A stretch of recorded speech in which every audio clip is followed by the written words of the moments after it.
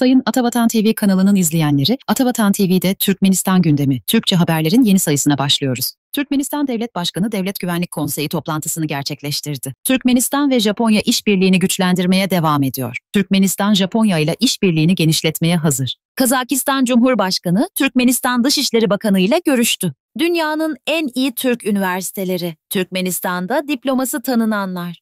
Türkmenistan Devlet Başkanı ve Silahlı Kuvvetler Başkomutanı Serdar Berdimuhamedov, Devlet Güvenlik Konseyi toplantısını gerçekleştirdi. Toplantıda, ülkenin askeri ve kolluk kuvvetleri tarafından Ocak ayında yürütülen çalışmaların sonuçları değerlendirildi. İlk olarak Devlet Güvenlik Konseyi Sekreteri ve Savunma Bakanı Gündokdiyev, Türkmenistan Silahlı Kuvvetleri'ni geliştirme programı çerçevesinde yürütülen faaliyetler hakkında rapor sundu. Raporda, ülkenin savunma kapasitesini artırmaya yönelik verilen talimatların uygulanması, ayrıca Vatan Koruyucuları Günü vesilesiyle hizmete açılan askeri ve sosyal tesisler hakkında bilgiler yer aldı. Toplantıda ayrıca Başsavcı Muhammedov, ülkedeki hukuki düzenlemelerin uygulanmasına yönelik denetim mekanizmaları, dijital sistemlerin yaygınlaştırılması ve savcılık kurumlarının altyapısının güçlendirilmesi konularında bilgi verdi. İçişleri Bakanı Hıdırov, toplum düzeninin sağlanması, hukuksuzlukların önlenmesi ve emniyet birimlerinin modern ekipmanlarla donatılması konusunda yürütülen çalışmaları aktardı. Türkmenistan Devlet Başkanı, hukuk düzeninin sağlanmasının ve vatandaş haklarının korunmasının temel öncelik olduğunu vurgulayarak ilgili kurumlara gerekli talimatları verdi. Ayrıca kaza önleme tedbirlerinin artırılması ve yangın güvenliği konusunda bilgilendirme çalışmalarının düzenli olarak yapılması gerektiğini belirtti.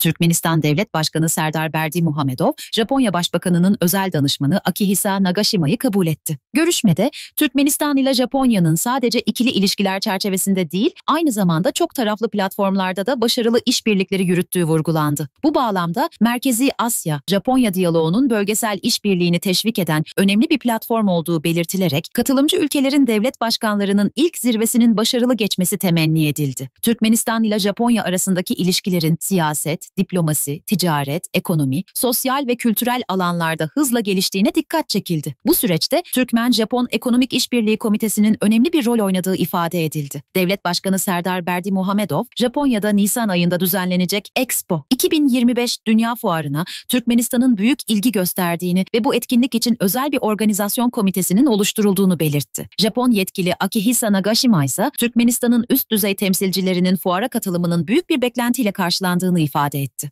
Türkmen halkının milli lideri ve Türkmenistan Halk Maslahatı Başkanı Gurbanguly Berdimuhamedov, Japonya Başbakanı'nın özel danışmanı Akihisa Nagashima ile bir araya geldi. Görüşmede iki ülke arasındaki ilişkilerin güçlendirilmesi açısından karşılıklı ziyaretlerin önemine vurgu yapıldı. Japon yetkili, Türkmen halkının milli liderinin Japonya'ya gerçekleştirdiği ziyaretleri olumlu duygularla hatırladığını belirtti. Taraflar, Türkmenistan ile Japonya arasındaki ilişkilerin siyaset, ekonomi, ticaret, kültür ve diğer alanlarda aktif şekilde gelişmekte olduğunu ifade ettiler. Milli liderimiz, Türkmenistan'ın zengin doğalgaz kaynaklarına sahip bir ülke olarak doğalgaz ihracat güzergahlarını çeşitlendirmeye ve gaz işleme sanayisini geliştirmeye büyük önem verdiğini belirtti. Japon şirketlerinin uzun yıllardır Türkmenistan'ın doğalgaz ve kimya sektörlerinde başarılı projeler yürüttüğüne dikkat çekildi. Görüşmede Japon şirketleriyle ortaklaşa inşa edilen sanayi tesislerinin ülkenin ihracatında önemli bir rol oynadığı ifade edildi. Türkmen halkının milli lideri, Japonya ile ikili ve çok taraflı işbirliklerinin daha da genişletilmesi yönündeki kararlılığını bir kez daha teyit etti.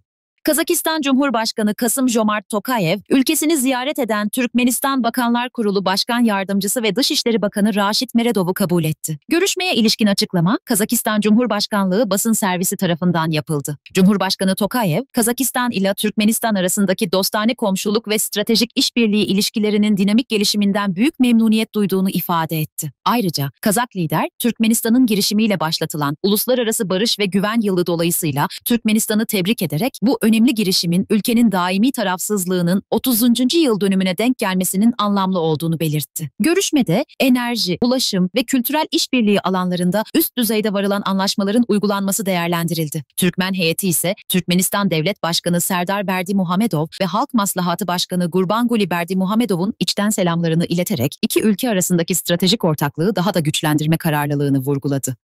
Türkmenistan Bilim Bakanlığı, yurt dışında alınan diplomaların ülkede tanınması için belirlediği uluslararası kuruluşların listesini daha önce duyurmuştu. Bu kapsamda dünya üniversitelerini sıralayan önemli kuruluşlar arasında Academic Ranking of World Universities, QS World University Rankings, Moskova merkezli 3 misyon üniversitesi ve The Times Higher Education World University Rankings gibi prestijli sıralamalar yer alıyor. Dünyanın en iyi üniversitelerin yer aldığı 2025 yılı listelerde Türkiye'den de onlarca üniversiteye yer verildi. Sayın izleyenler. The Times Higher Education World University Rankings 2025 listesinde yer alan Türk üniversitelerinin tam listesini Atabatan Türkmenistan sitesinden bulabilirsiniz. Sayın Atabatan TV kanalının izleyenleri, bir sonraki haber programında tekrar görüşmek üzere. Bizi takip etmeye devam edin. Hoşça kalın.